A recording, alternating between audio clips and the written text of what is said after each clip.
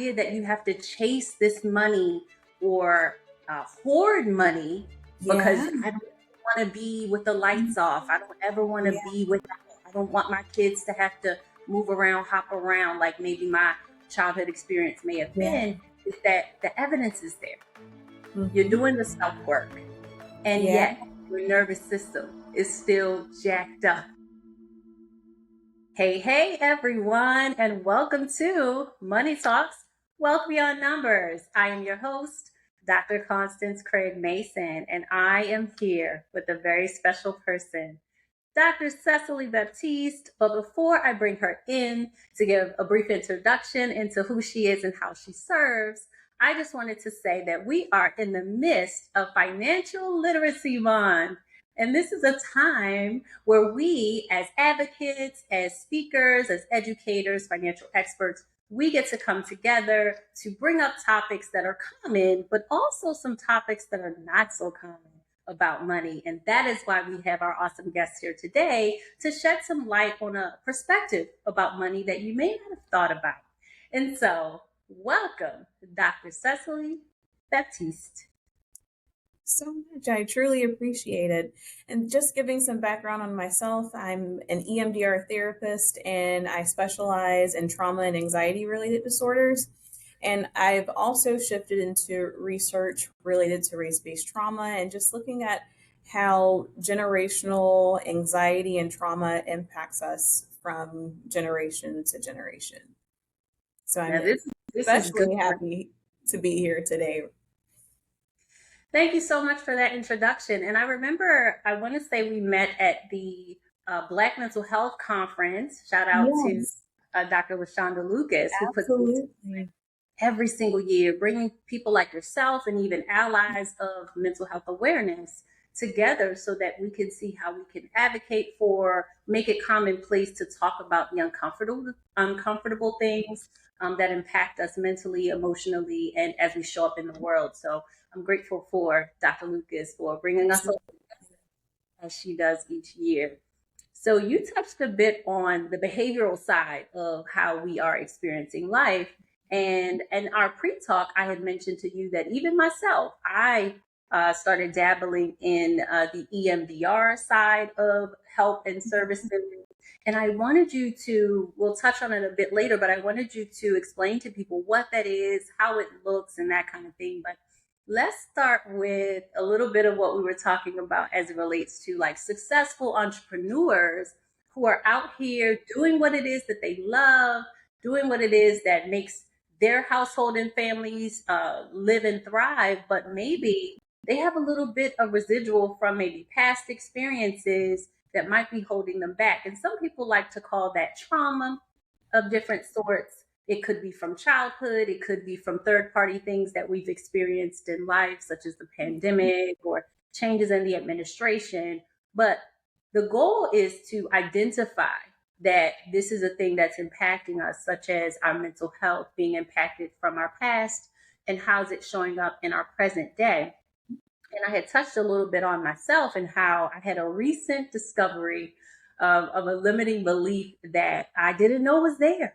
And you kind of mentioned programming. So, can you share with us a little bit about how programming can show up in us as adults? And we might not even realize how that's impacting our money or even how we show up in the world as professionals.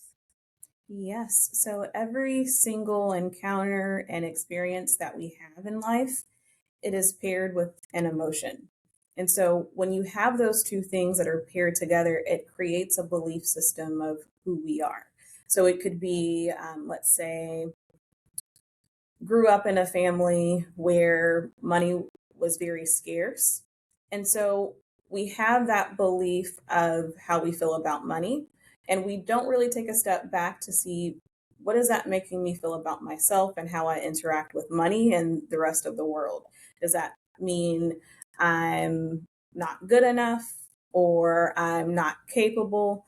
Those types of what we like to call that programming of how we feel about ourselves, that foundational um, place of this is who I am and this is how I see the world and how I see myself in it. when you say programming, and I would like to say our households, how we grew up, that's like the first level of programming as we're seeing our guardians, our parents navigate money matters. Is there any other kinds of ways that we might be programmed, such as when we start going out into the world? Is it Yeah. commercials that we're seeing? And Mhm. nowadays we have social media. Is that also Absolutely. So if we're looking at this from a more structured, I'm even thinking like the Bronfenbrenner's bioecological model, there are different levels and systems that we're surrounded by. So if we're looking outside of our family, we can look at the programming that's instilled in our religious um, belief systems. So churches, temples, synagogues, those are also ways that we're being programmed. The shows that we're watching, social media, looking at your algorithm, how are you being programmed? All of that encompasses just overall society and it's programming us. And I like to call the mind our garden. So we have to see what seeds are being planted in those gardens. seeds? I love that. Okay. So you mentioned seeds and how even how we were brought up can shape our belief system. Yeah. Can you give me like an example, or have you even had an example of your own life where a seed was planted in your youth about something and then you saw that spring up in you as an adult? Yes. So I will actually use this as an example, especially since we're coming back from the Black Mental Health Conference, having conversations with other individuals about how, as being Black in America, certain seeds were planted in us as we were growing up, depending on even what region we were growing up in. So if we're growing up, let's say in the South, there might be different messages and seeds that are implanted in us that might make us feel inferior about ourselves, make us feel that our skin isn't good enough, our hair isn't good enough, that type of thing as far as seeds and how that can impact us growing up. Because I know, when was that? During the pandemic, there was a whole transition, for especially for Black women, about going natural, and that Mm, we saw that transition from putting the creamy crack down and making sure that you embrace yourself for who you are and for what you're able to do. And so we saw that shift.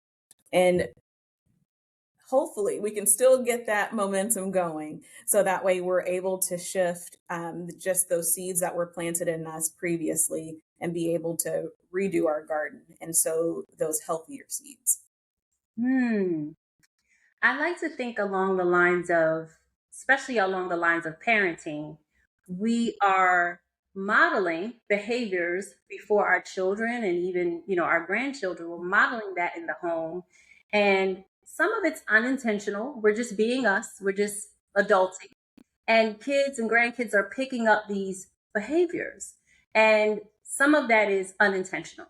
But then Yeah. there can be like an intentional programming where you're actually sitting down with them, having discussions about things, even way back to saying, hey, here's a piggy bank, and here's what that is going to mean for you later on. So that's more of like an intentional program of like, I want to impart good financial behaviors or even any kinds of behaviors that you'd like to share with your youth. So I like to say I've had a bit of both in my life where there was some unintentional programming of like young adults, my parents, just trying to navigate being an adult or a parent, and the older children kind of getting the brunt of what the parents know or don't know in that season. And then kind of the younger kids having a different version of their parents and their behaviors. Have you experienced that, or even maybe some Oh, clients have spoken to that, like growing up in the same house and having different parents oh yeah, because I'm the baby, so I got a different version of my parents than my two older sisters. Absolutely. And even with that, when it comes to parenting, like you said, intentional and unintentional, I always encourage people as they're raising, even if you're not a parent, just the kids that you're engaging with, of being intentional, even when you're showing up as human, because human, you're going to make mistakes, but intentionally taking a step back and going to the kid and helping them, guiding them through it. I'm like, hey, okay, you know what? I messed up. but this is what I should have done instead. Because, of course, we're always wanting to teach them how to do things correctly, but we seldom teach them how to bounce back from the mess ups. Yeah, yeah.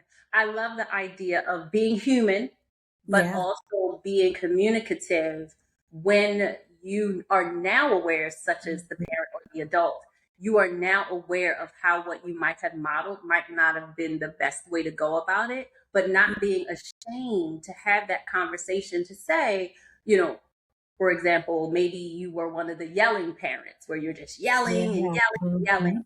And of course, that could make a kid feel a myriad of emotions. But Yeah. that's how you handled it at the time. But when you learned better, right, you begin to shift your behaviors as an adult parent or an adult guardian. And now you can go back to that young adult now and have that uncomfortable conversation or allow them to say how they felt about that. I had to make some apologies to my young adult children. I have four of them between 25 and 35. And I've had to have some of those conversations, especially around money, where, I was on a grind. I was trying to get it. I was learning who I was. I was jumping around different employers. And of course, that had an impact on them. What school could they go to? Could they be around their friends? We moved from state to state. And I learned that even though I was doing the right things financially for the kids, putting them in a better school system, we were able to save money on, as me and my husband were able to save money on our outgo every month. It did disrupt their lives. And we're like, oh, you're a kid. We're doing the best for you. Let us adults here. We were able to have these uncomfortable conversations later on to listen and find out how it had impacted them socially, how it had impacted them emotionally. And it wasn't just about the money in their eyes, right? Hmm. Oh, yeah. And if you don't mind me even asking about that as well, because hearing you describe that, what was your view when you were thinking of that money? How did you see the money? Like, even if we had to put it in like a personification and make it a person, how did you view it at that time? Because I know you said it was different in your kids' eyes, but what was it in your eyes at that time? Absolutely. It was for my husband and I. We were thinking, well, firstly, we moved out of state because my son was not having great experiences in the different schools that he was put in. So he was in a charter, well, not a charter school. Well, he was in a charter school, and then he ended up being in the alternative schools, as they would call them in Maryland. And these alternative schools, they were on a different side of town that we lived on. So there was a culture shock there. Then there was some behavioral issues going on with the students at the school. Then there was a different neighborhood that he was having to catch a public school bus to. Like it was just a lot of things going on. And when we would go to like the school or even the school board, they wouldn't be as helpful as we would have liked them to be.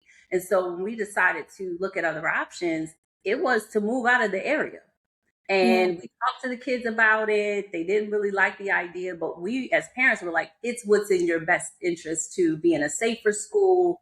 The cost of living was lower for us. And we were just looking at it from the math and the safety element. We had that no idea survival. what it would do socially or mentally to Yeah, them. So they did it, of course, but as adults, we had to own that, right? That all decisions aren't necessarily black and white, you know? yeah. hmm And it sounds like that was from that place of survival as well. Of we have to do what we need to do to Right, survive and make sure our kids are good. exactly. And now that they're older, they and have their own children, they understand having to make those kind of tough decisions, but it still did Yeah, not take away the fact that it had an impact. And yeah, I love nowadays that I can have these kinds of conversations with my young adult children and some of the things they're able to get now because they're older and experiencing similar things. But as yeah, children, they might feel like you're trying to hurt them in a way, like, oh, my mom or dad doesn't listen and they yeah. don't see me and those kinds of things. You mentioned something when we had talked before about is it a genogram? Yes. How does Using that? a genogram, that's something that we use as counselors as a visual for clients to be able to see patterns throughout the family and the generations. So just that connection and relationship with money. And if you don't mind me using what you just gave as an example, Really? so we would even use the genogram to see potentially like your kids' relationship with money and how they're showing up in work. And with that, they're able to take a step back and say, hey, mom and dad, they were doing this, this, and this. Grandma and grandpa were doing this, this, and this. And we're able to pick up on those patterns to see why we're doing what we're doing. So, for example, hypothetically, let's say one of your kids, they're on the grind and they're constantly on the move and doing it, and they have no idea what's putting them in that place. Once they're able to sit down and take a step back and look at the patterns generationally, it starts clicking. They're like, oh, this is why mom and dad did what they had to do. Yeah. This is why my grandparents showed up this way. That's healing in and of itself, I would say, because then you're not feeling weird about the decisions you're making. You learned Yeah. from someplace, and now you're able to connect those dots. When I Yeah. was sharing about one of the conversations that I've had with my spouse a bunch of times, I was sharing with him about how difficult or how hard it was me watching my mom navigate, motherhood, her career, marriage, all of these things. Yeah. And I would say one word all the time, and it would be hard. I'd be like, oh, it was so hard for us to X, Y, and Z. And I noticed that I kept using that word when I would describe experiences from my childhood. And then I was saying, why is everything so hard? And then it stopped me in my tracks because I was thinking about now my adult life and how I'm showing up as an entrepreneur and how I'm showing up as a mom or a grandmom or how I'm even showing up in my marriage. And at times I would use that same language. Like, it's so hard. And the evidence was different, right? If I would say, oh, it's so hard to get a partnership as a brown Mhm. person in business, or it's so hard to get a client or consistent clients. Yeah. But the evidence would be different that I would have seen that I've had multiple Mhm. clients, that I have made six figures in entrepreneurship without like Yeah. W, which can be hard for some people to jump from W-2 life to 1099 or small business ownership. And so I stopped myself in my tracks because I was like, I feel uncomfortable, although I have the proof that I'm doing better, right? I'm Yeah. making positive moves. And I said, that's got to be the limiting belief that I never made the connection to. So Yeah. how is it that successful people, entrepreneurs can have these limiting beliefs still, even though the evidence is different than what they think and how they feel? Yeah. So it goes back to those seeds in that garden of what was planted there and what influenced us and essentially just programmed us. So growing up, we're seeing our relationship with money. And even though as kids, we're not logically processing what's going on, but we do see money, we see the emotion, like the stress, the overworking, and all of the other things that are happening. So, for example, if lights are being cut off, there's stress, there's emotions that are going to come with that, and that within itself is going to be encoded within our nervous system. And so that is developing our relationship with money. So now we have a view of money that it's scarce and I have to go chase it, Mm. to hunt it down. And so now, as we're going through life, we're becoming an adult, we still have that same mindset. I have to go chase the money. Mm. And it's something that I feel that I realized a few years ago that I get into that hustle culture and I have to keep going. I have to chase the money because that was instilled in me because this is what I saw and it was encoded come from a strong line of hustlers. They are going to get up, they are going to work without a question. But until I took a step back and I did my own genogram and I looked and I said, man, the people in my family didn't have the same resources that I do now. My Mm, paternal grandfather only had a third grade education. So the opportunities that I have sitting here with a PhD is vastly different. yeah, I don't have to go chase the money. right. The money can actually come to me. So I still have that hustle spirit. I can't take it out of it or out of me, but I can hustle differently. And so part of that hustle allows me to rest as well. So being able to just learn that balance and, like I said, understanding where it comes from and understanding those patterns that our ancestors and our parents that they had. It allows us to be able to see why I'm doing what I'm doing and if I still have to continue doing it. Oh, you said a mouthful. Oh, you got my belly quaking right here. This is so true. I'll use my own self as an example. Still living in survival mode, Yeah. nervous system jacked up, Hmm. as if I have to chase the money. Where, like you said, you've done this, you have experience, right? Yeah. You're sought after. So Yeah. the idea that you have to chase this money or hoard money because Yeah. I don't want to be with the lights off. I don't ever want to Yeah. be without.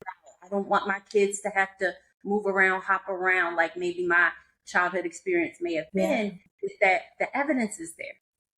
You're Hmm. doing the self work, and Yeah. yet your nervous system is still jacked up. Yeah, because and even a lot of times, unfortunately, depending on backgrounds, a lot of people stay stuck in that survival mode of I'm afraid of losing my home, but they don't take a step back and see, man, my parents, they struggled with addiction. There were other factors involved. Yeah. Hmm. And they don't see the full picture of how that can directly play into that financial struggle and how that creates that sense of anxiety and trauma related to finances. Mm, that's so good. Because as children, we were not privy to all the facts of the matter. We Yeah. just saw what we saw and got the emotions from those experiences. But Yeah. a lot of times we didn't know that it was multi factors Yeah. involved why a person would lose their job or we would have to move or Mhm. switch schools. There was a lot of different things that played into that. One of the things that actually helped me to heal as I'm on my healing journey is that not just my spirituality as a foundation and something that I continue to grow, but it was also seeking out help. It was actually going to therapy. And of Yeah. course, there are many different treatment modalities that people could engage in to start their healing journey. I actually started with what they call psychotherapy or talk therapy, which Mhm. this is you guys' cup of tea. Um, but there's a stigma around going to see a therapist or seeking out professional help, and it's getting better, I would say. But that's where I started.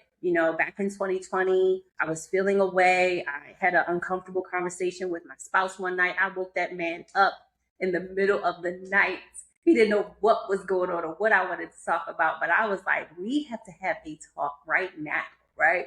And so Yeah. he wakes up and he's like, well, what? Like, what is so important that couldn't wait until tomorrow? And I was just sharing with him that, like, I think we should go and get some help because I'm feeling away and I need support. And Yeah. he was like, yeah, whatever you want to do. So we thankfully found a great talk therapist. We're still with her to this day. We meet with her multiple times a week. So it expanded from having couples therapy to having individual sessions. So I have my own individual, he has an individual, and then we still have our marital session as well. And when I tell you I am a different person than I was when I woke him up in the middle of that night almost 6 years ago now, I have the support. I have the language for what it is that I need to convey. I have been able to shift my behaviors around certain things. My nervous system is more regulated than it was back then. And I got to a point, not a plateau, but I got to a point where I said, I'm doing the cognitive work, right? I'm doing Mhm. the boundaries that I would need to set that I didn't know that was a thing. And I felt like something was missing. I felt like there was a deeper level of help that I needed. And so I sought out what they call trauma therapy or EMDR. Would you be able to share with our audience, like, what is EMDR, and how does it find its place in your other treatment modalities? Absolutely. So EMDR stands for eye movement desensitization and reprocessing. And what this is, it is a trauma modality and it provides bilateral stimulation. So if you've ever seen anyone sleeping and their eyes are going back and forth real quick, so they're Mhm. in what's called the rapid eye movement. And well, the rapid eye movement sleep is where the limbic system begins processing emotions, which is contrary to popular belief, guys. Emotions are real chemicals in your body. So it's important to know that. And it stays stored in the limbic system of the brain. So when we're sleeping, the body is naturally trying to process those emotions. And Okay. what happens with trauma, as I said earlier, we have the experience, we have the emotion, and they're paired together. Mhm. When we have the experience and the emotion, it creates either a negative or positive belief. And so with trauma, there's usually that negative belief that we have of ourselves that's paired with that experience and emotion. And so EMDR is able to help you process that traumatic experience and decrease that level of discomfort and just overall trauma exposure that you were experiencing. It Mhm. decreases that. And you also begin to see an increase in positive self talk. So you see a increase in personal value and how you feel about yourself, and just how you're able to view that previous situation as well. Any questions Yes. about that? Yeah, I was gonna say you broke that down so well. Like a lot of times, especially because it's a long word. What is it called? Brain movement, desensitization, and reprocessing. I'm glad they say EMDR Yeah. because I'm gonna be able to remember that. But I love how you broke it down in a way where we can understand that there was an event, there was an emotion tied to it, and then there was a belief that became of that situation or circumstance that now is still in you.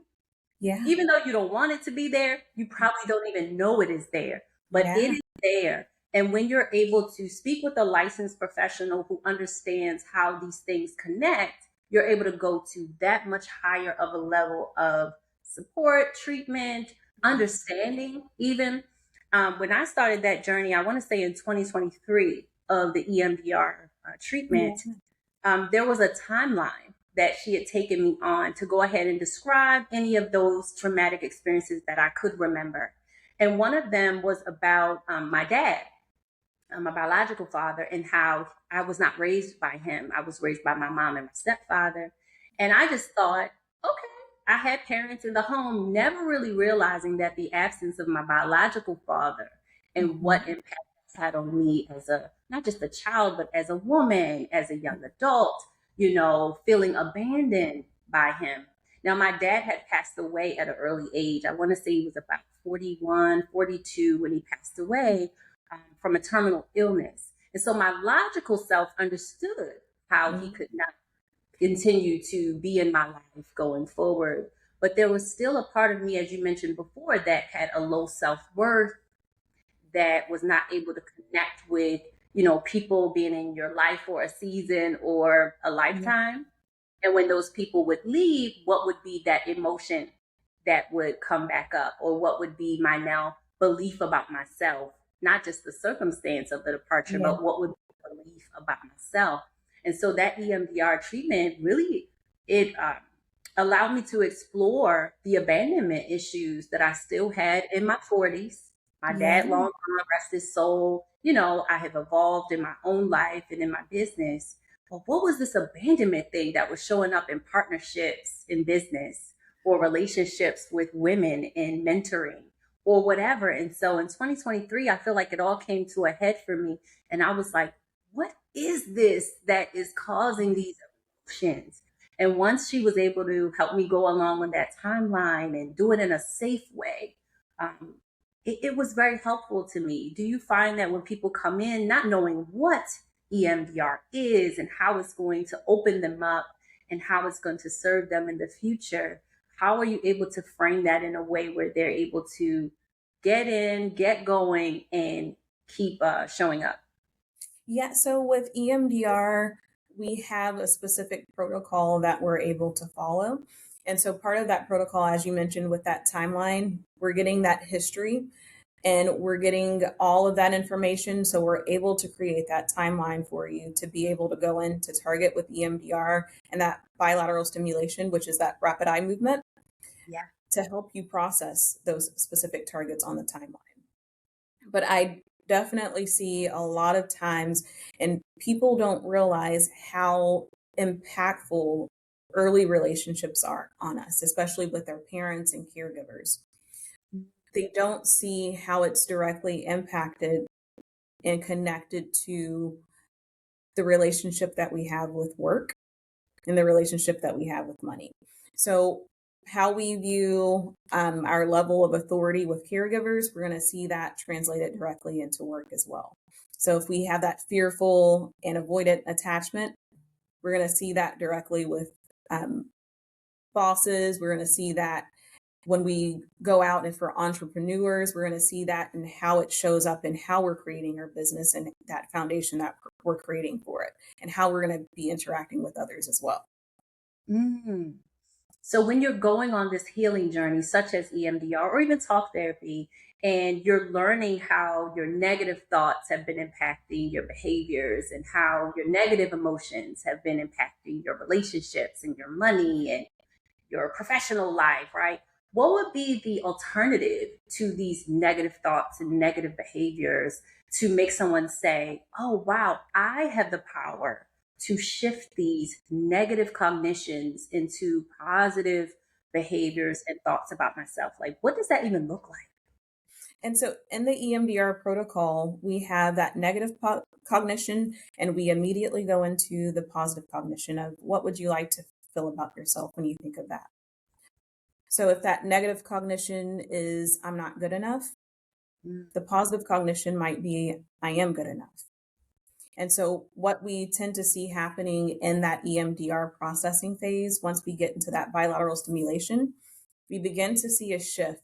And hypothetically, let's just say during that session, someone begins recalling memories of different events that made them feel like I am enough.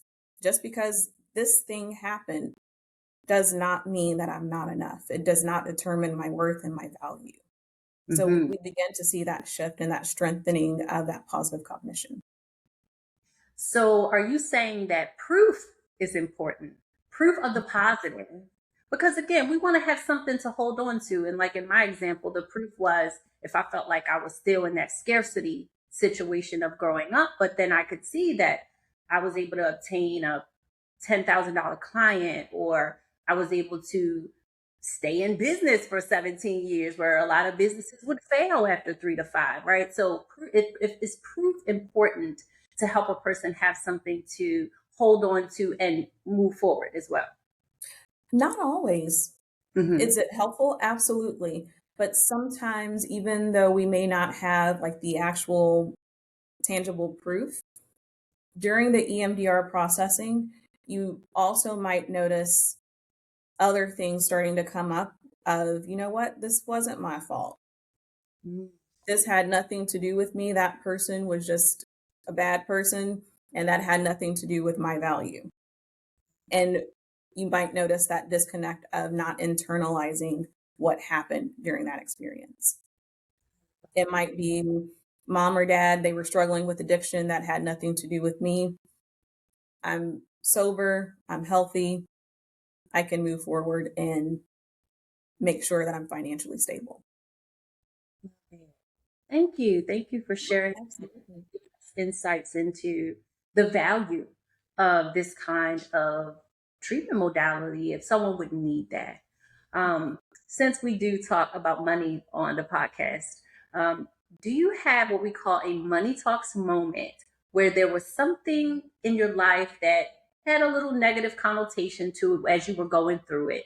But then as you got on the other side of that thing, you realized, wow, this was very, very powerful to my development. It was a blessing in disguise. Do you have a moment like that? Yeah. I would say going into private practice, Mm-hmm. and like I mentioned earlier, coming from a long line of hustlers, I know how to hustle. But I was starting a private practice, and that fear of, are people going to come? Is this going to be successful? That fear was there. And I started noticing a shift when I no longer had that scarcity mindset. That if I was aligned with my purpose and my mission, which is to heal, it's going to come to me. And so, as I mentioned earlier, just shifting my hustle of not chasing the money, but making sure I'm aligned with everything that I do. It's in alignment with healing. It's going to come to me. The clients are going to come. Yeah. The supervisees are going to come. And so that shift of no longer being in that scarcity mindset, but more of an abundance mindset, it helped me. Thank you for sharing that. Well, I have enjoyed this conversation with you, Absolutely. Dr. Cecily. I have been enlightened as well about the journey of healing and what it could look like if you were to seek professional support for entrepreneurs, for regular everyday W-2 employees, doesn't matter. If you want to change the trajectory of your generational wealth or belief systems, even, I would encourage people to seek out help. And with that being said, do you have any resource that you could drop to our audience? Or even if, like you said, if it's not you, fine. But what is it that they can do as a next step to make sure that they are continuing to thrive, but thrive in a mental and emotionally stable way? Yes, absolutely. So for EMDR therapy specifically, I highly encourage people going to the EMDRIA website. EMDRIA, which is the EMDR International Association, it has a directory, and you are able to go in, click and put in your zip code, and do all the nice little filters to be able to find an EMDR therapist that best fits your needs. So I highly encourage people going on that website and directory to identify your EMDR therapist. So that's EMDRIA. .org. O-R-G. Love that. And how can they follow you on social media if you're on there? Yes, absolutely. So I am on Facebook, Instagram, and the lovely TikTok. And my social media handles are Dr. Cecily Batiste on all three. Absolutely. Well, there you have it. Another episode of Money Talks Wealth Beyond Numbers. I want you to prioritize not just your finances, but your overall well being that includes your mental health. And until next time, please be well. Thank you.